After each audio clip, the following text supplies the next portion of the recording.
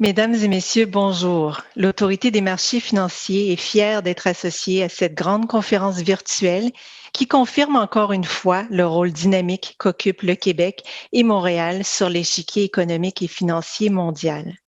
Je souhaite la bienvenue à tous les participants de cette séance inaugurale, de même qu'à tous les animateurs et conférenciers qui feront le succès de cet événement.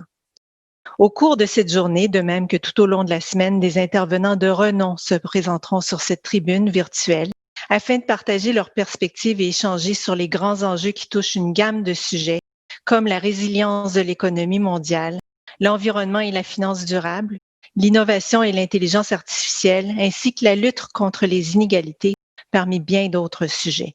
Notre compréhension commune des défis qui nous attendent s'en trouvera certainement enrichie. Notre environnement économique et financier a beaucoup changé depuis la dernière conférence de Montréal. En l'espace de quelques jours seulement, au printemps dernier, l'économie mondiale a été mise sur pause pour une période indéterminée, avec des mesures de confinement d'une portée et d'une durée que personne n'aurait imaginées. À titre de comparaison, lors de la crise financière de 2008, la contraction mondiale de l'économie s'était échelonnée sur une période de 18 mois. En 2020, l'économie s'est retrouvée sensiblement au même point, mais en 3 mois seulement. La crise de 2008 nous avait pourtant bien préparés à encaisser des chocs futurs. Au cours des 10 dernières années, les régulateurs se sont donné plusieurs outils et mécanismes pour renforcer la stabilité des marchés financiers mondiaux.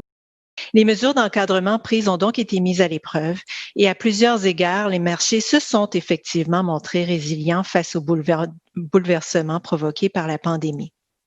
Néanmoins, la pandémie a rapidement fait apparaître un certain nombre de vulnérabilités dans l'économie et sur les marchés. Sans délai, les régulateurs se sont assurés de la résilience des différentes composantes du secteur financier sous leur responsabilité. Il nous a fallu prendre la mesure de l'efficacité des plans de continuité d'affaires au sein de nos différentes clientèles assujetties et nous assurer que les infrastructures de marché continuaient de jouer leur rôle efficacement. Avec beaucoup d'agilité, de nombreuses mesures ont été déployées pour stabiliser les marchés, pour donner plus de souplesse aux intervenants du secteur financier et bien protéger les consommateurs devenus plus vulnérables. Tout cela a certainement aidé, mais un facteur très important a aussi permis d'assurer une gestion ordonnée de l'extrême volatilité vécue sur les marchés. Et je parle ici de la grande collaboration observée entre les régulateurs financiers, les banques centrales et les gouvernements, tant à l'échelle nationale qu'internationale. Lorsque les marchés se montrent aussi volatiles, de nombreux problèmes émergent pour lesquels des solutions concertées sont nécessaires. Sans cette coordination et sans harmonisation des interventions à l'échelle du Canada et ailleurs dans le monde, les meilleures solutions n'auraient eu qu'une portée limitée ou auraient même pu s'avérer totalement inefficaces. Maintenant, quelques mots sur cette collaboration pendant la pandémie. En effet, à l'international, sous l'égide du G20 et du FSB, les interactions entre les gouvernements, les banques centrales, les régulateurs de marché et les régulateurs prudentiels se sont considérablement intensifiées. Grâce à la mise en commun de données et au partage d'informations exhaustives et ponctuelles, de nombreuses initiatives ont été mises sur les rails au sein de ces forums pour identifier les vulnérabilités au sein des différents marchés, examiner leurs interactions et convenir des segments de marché nécessitant une surveillance accrue ou encore une intervention. Cet esprit de collaboration a été déterminant dans la résilience dont a fait preuve jusqu'ici le secteur financier chez nous, mais ailleurs également. Cette coopération sans précédent est l'une des bonnes nouvelles de cette crise. Notre souhait le plus sincère est qu'elle se perpétue lorsque nous aurons les pieds bien posés dans l'ère post-COVID, car la reprise s'annonce lente et inégale. Elle sera tributaire de la maîtrise de la pandémie et des politiques économiques mises en place d'ici là et même au-delà. Déjà, nous entrevoyons que la crise laissera des séquelles pour plusieurs mois, voire plusieurs années, avec notamment une économie affaiblie, des ménages, des entreprises et des gouvernements plus endettés, des capacités de production à reconstruire et à sécuriser et des chaînes d'approvisionnement à réévaluer. Les défis qui en résultent seront nombreux et le maintien de la collaboration sera essentiel pour les relever. Parmi les enjeux d'importance sur lesquels les régulateurs auront à se pencher, on pense à la perspective que les taux d'intérêt demeureront au niveau plancher pendant encore quelques années.